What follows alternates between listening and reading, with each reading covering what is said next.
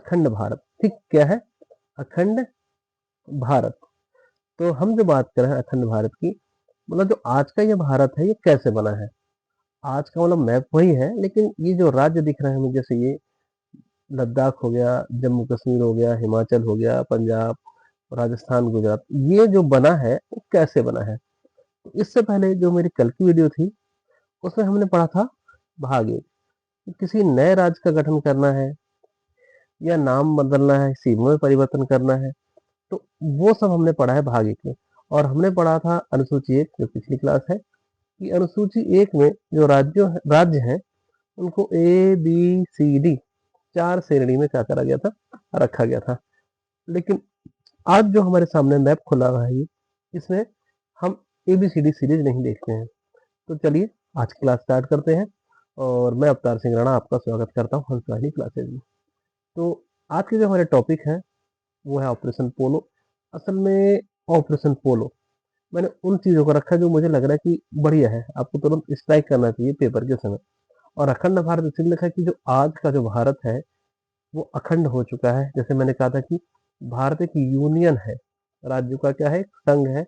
और इसके जो निर्माता है अखंड भारत के, वो है भारत के बिस्मार्क, सरदार वल्लभ भाई पटेल, जो हमने पिछली क्लास में देखा था। तो चलिए आज जो ये बना है, तो उसके लिए हमारा जो आज का टॉपिक है राज्य पुनर्गठन अधिनियम 1956। फिर है एस के धर आयोग, जेबीपी समिति, फजल अली आयोग या राज्य पुनर्गठन आयोग 1953, और भाषा के आधार पर पहला राज्य कौन सा बना। तो चलिए इन टॉपिक पर हम बात करते हैं। तो फिर से देखिए, मैंने लिख रखा है अखंड भारत। तो मैंने कहा कि जब भारत आजाद हुआ तो उस समय 562 रियासतें हुआ करती थी। कहीं कहीं ये 565 भी दिखा रहा है, तो ज्यादा कंफ्यूज मत होना, कहीं आपका 562 दिखाता है। तो मैंने कहा था कि अगर मैं 3 रियासतें इसमें से निकाल दूं, जिसमें कौन सी है, जूनागढ़, गुजरात, जूनागढ़, हैदराबाद और जम्मू एंड कश्मीर, ये 3 रियासतें हैं। इन तीनों रियासतों ने भारत में मिलने से मना कर दिया, मतलब भारत में विलय शुरू में नहीं किया खुद का। तो जैसे जूनागढ़ है, जो आज के गुजरात के क्षेत्र में है, वहां पर क्या कराया गया, जनमत संग्रह कराया गया। मतलब लोगों से पूछा गया कि आप भारत में शामिल होना चाहते हैं कि नहीं होना चाहते, वोटिंग करेगी। तो लगभग 90% लोगों ने कह दिया कि भाई हम भारत में मिलना चाहते हैं, और भारत ने जूनागढ़ को अपने में क्या कर लिया, शामिल कर लिया। तो पहली रियासत का विलय हो गया। दूसरी हम बात करते हैं हैदराबाद। अच्छा, हैदराबाद का उस समय जो नवाब था वो मीर उस्मान अली था। ये क्वेश्चन आता भी है कि जब हैदराबाद का जो विलय हुआ तो उस समय वहाँ का नवाब कौन है। या मैं कहूँ कि ऑपरेशन पोलो का संबंध किससे है। तो ऑपरेशन पोलो, क्योंकि यहाँ का जो नवाब है वो मान नहीं रहा था कि भाई नहीं नहीं, हम भारत में नहीं मिलेंगे, हम तो चले जाएंगे पाकिस्तान में। तो भारत वालों ने, या मैं कहूँ कि सरदार वल्लभ भाई पटेल की जो कूटनीतिकता है, या मैं कहूँ कि दूरदर्शिता है, तो उन्होंने क्या कर दिया, यहाँ पर सैन्य कार्यवाही कर दी। मतलब सेना ने चढ़ाई कर दी यहाँ पर। और उस चढ़ाई का नाम, या उस ऑपरेशन का नाम क्या रखा गया, ऑपरेशन पोलो। तो आपको याद रखना है कि ऑपरेशन पोलो का संबंध किससे है, तो वो है हैदराबाद के विलय से। और हैदराबाद का आखिरकार विलय कर लिया गया सैन्य कार्यवाही से। तो यहाँ जनमत संग्रह हुआ है, यहाँ हुई है सैन्य कार्यवाही। अब जो तीसरा स्टेट है वो कौन है, जम्मू और कश्मीर। उस समय के जो राजा है महाराजा हरि सिंह, भारत में मिलना नहीं चाह रहे थे। लेकिन हुआ क्या कि पाकिस्तान की आर्मी, ऐसा कहा जाता है कि पाकिस्तान की आर्मी कबायली के भेष में यहाँ पर एंटर कर गई। कहाँ पर, जम्मू और कश्मीर में, और वहां पर हमला कर दिया। इस वजह से महाराजा हरि सिंह ने भारत से सहायता मांगी, और भारत ने कहा कि जब तक आप हमारा हिस्सा नहीं बन पाएंगे, तो हम आप, मतलब ये सोर्स के हिसाब से बता रहा हूँ, तो हम आपकी सहायता नहीं कर पाएंगे।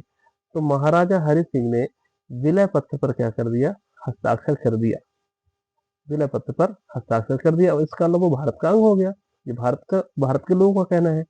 अच्छा, और अब वो भारत का अंग हो गया, और भारत ने उसको एक स्पेशल अनुच्छेद दे दिया, और एक स्पेशल दर्जा दे दिया अनुच्छेद 370 के तहत, जो बहुत दिनों बाद कब हटा है, 5 अगस्त 2019 को आर्टिकल 370 खत्म कर दिया गया। या मैं कहूँ जम्मू कश्मीर का विशेष दर्जा क्या कर दिया गया, खत्म कर दिया गया। बहुत दिनों बाद, ठीक है। अच्छा, फिर जम्मू कश्मीर उस समय स्टेट हुआ करता था, राज्य हुआ करता था तब तक। लेकिन 31 अक्टूबर को, ये 31 अक्टूबर, हाँ, 31 अक्टूबर 2019 को, 31 अक्टूबर 2019 को, जिस दिन राष्ट्रीय एकता दिवस मनाया जाता है। अच्छा, राष्ट्रीय एकता दिवस क्यों मनाया जाता है? क्योंकि इस दिन सरदार वल्लभ भाई पटेल का जन्मदिन है। सरदार वल्लभ भाई पटेल का जन्मदिन है।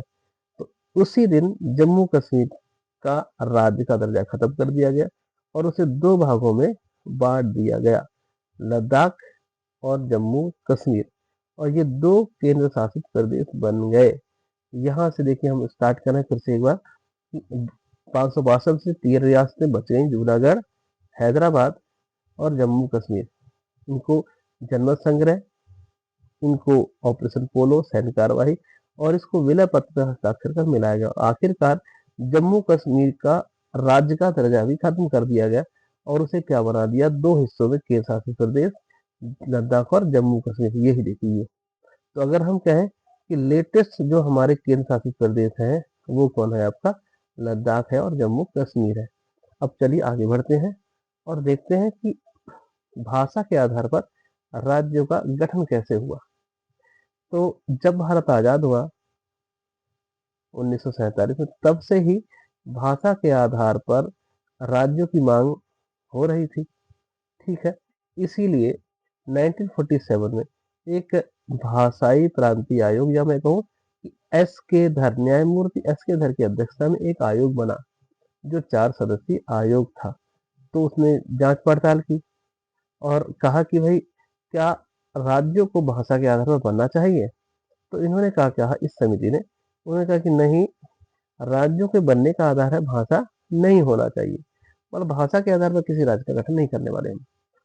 अच्छा, उसका आधार उन्होंने बताया क्या? उन्होंने कहा कि भाई, प्रशासनिक कोई असफलता है या कोई भौगोलिक स्थिति है या कोई वित्तीय परेशानी है, ऐसे में नए राज्य का क्या किया जा सकता है, गठन किया जा सकता है। लेकिन भाषा को हम एक्सेप्ट नहीं करेंगे। ठीक है भाई, पहली समिति चली गई।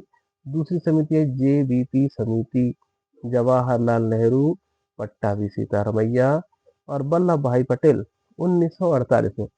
इस समिति ने भी सेम बात दोहरा दी कि भाई, भाषा के आधार पर हम गठन नहीं कर सकते, आधार तो यही रहेंगे तीनों, ठीक है। अच्छा, तब तक एक आंदोलन शुरू हो गया। तेलुगु भाषी लोग अपने लिए एक अलग राज्य की मांग कर रहे थे और जिसके नेता कौन थे, पोट्टी श्री रामुलु। इन्होंने आमरण अनशन कर दिया, आमरण अनशन कर दिया कि भाई, हमें एक नया राज्य दे दो जो कि तेलुगु भाषा वालों के लिए होना चाहिए। अच्छा, इन्होंने जो अनशन करा तो 56 दिनों के बाद इनकी क्या हुई, मृत्यु हो गई। और इसीलिए 1 अक्टूबर 1953 को, 1 अक्टूबर मतलब इनकी मृत्यु के बाद, हाँ, 1 अक्टूबर 1953 को भाषा के आधार पर पहला राज्य बन गया, कौन, आंध्र प्रदेश। तो याद रखना है कि भाषा के आधार पर अगर कोई राज्य गठित हुआ है तो वो पहला राज्य कौन है, आंध्र प्रदेश है। और आंध्र प्रदेश को भाषा के आधार पर गठित कर दिया। और अगर इसकी तारीख याद रखें तो 1 अक्टूबर 1953, 1 अक्टूबर 1953 को भाषा के आधार पर गठित होने वाला पहला राज्य बना है आंध्र प्रदेश, सही। अच्छा, जब एक राज्य बन गया, अब मांग क्या हो जाएगी, तीव्र हो जाएगी। हर तरफ से आवाज उठेगी कि भाई, हमारे लिए भी बना दो, हमारे लिए भी बना दो। तो अब आएगा राज्य पुनर्गठन आयोग या फजल अली आयोग, ठीक। 1953 में इसका गठन होगा। देखिए, 1953 में राज्य बना, उसके तुरंत बाद 1953 में ही क्या कर दिया गया, गठन कर दिया गया राज्य पुनर्गठन आयोग या फजल अली आयोग। इसके अध्यक्ष है न्यायमूर्ति फजल अली, ठीक है। 3 सदस्य हैं इसमें कुल मिला के एम पनिक्कर, हृदय नाथ कुंजरू, याद कर सकते हो तो कर लेना। न्यायमूर्ति फजल अली, के एम पनिक्कर और हृदय नाथ कुंजरू। इन्होंने 1955 में अपनी रिपोर्ट प्रस्तुत कर दी संसद के सामने, सरकार के सामने, ठीक। और इस आधार पर राज्य पुनर्गठन अधिनियम बना।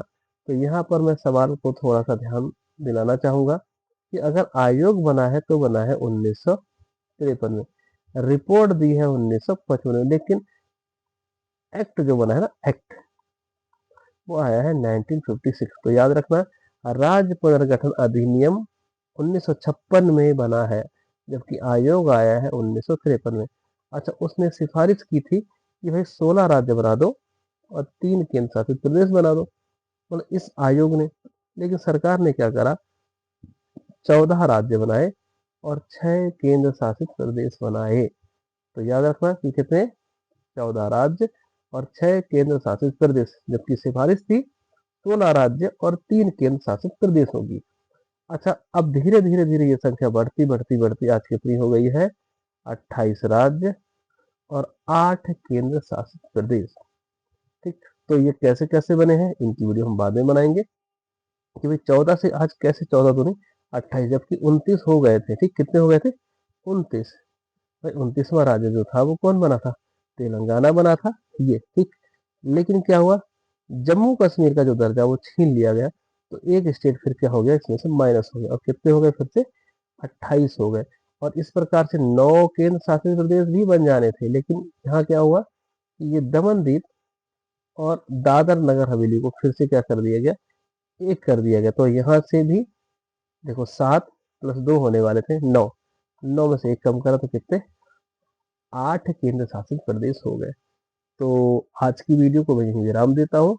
अगर आपको बढ़िया लगी तो इसको शेयर करिएगा, लाइक करिएगा और इसी तरह से देखते रहिएगा। ठीक है, धन्यवाद।